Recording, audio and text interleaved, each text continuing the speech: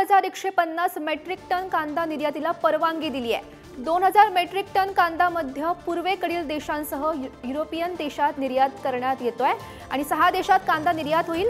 यामध्ये Bangladesh, UAE, Bhutan, Bahrain, मॉरिशससह आता श्रीलंकेत हा कांदा निर्यात होणार आहे। महत्त्वाची बातमी आपण पाहतोय आणि ऐन निवडणुकीच्या तोंडावर केंद्र सरकारने हा मोठा निर्णय घेतलेला आहे। तर या संदर्भात माहिती देत आहेत आमचे प्रतिनिधी शिवाजी काळे सध्या आपल्या सोबत आहेत। शिवाजी, महत्त्वाची बातमी आपण पाहतोय, ऐन निवडणुकीच्या तोंडावर आता केंद्र सरकारने हा मोठा निर्णय घेतल्याचं पाहायला मिळतंय।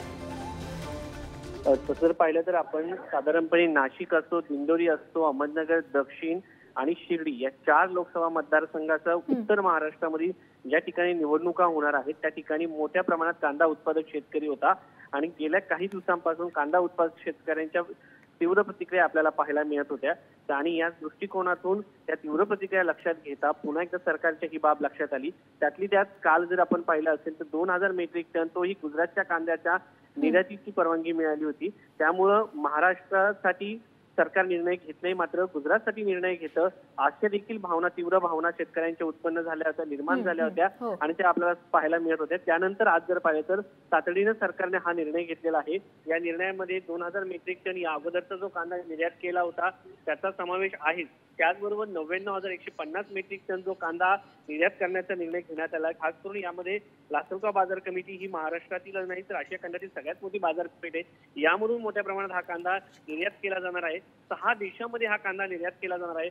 Bangladesh, UAE, Bhutan, Bahrain, Mauritius आणि श्रीलंकेत हा कांदा निर्यात होणार आहे। मात्र जो गुजरातवरून साधारणपणे 2000 मेट्रिक टन पांढरा कांदा आहे हा कांदा मिडल ईस्ट त्याचबरोबर काही युरोपियन देशांमध्ये खास करून प्रक्रिया करून निर्यात केला जाणार आहे। एकंदरीत शेतकऱ्यांना गेल्या काही वर्षांपासून कांदा निर्यातीमुळे मोठ्या प्रमाणात फटका बसलेला आहे। मात्र ऐन निवडणुकीच्या तोंडावरती सरकारने आता एक प्रकारे शिवाजी असंच आपल्या सोबत जोडले राहा। तर आपल्या सोबत बोलण्यासाठी शेतकरी नेते अजित नवले आहे। अजितजी, खरं तर केंद्र सरकारने हा मोठा निर्णय घेतल्याचं दिसतंय।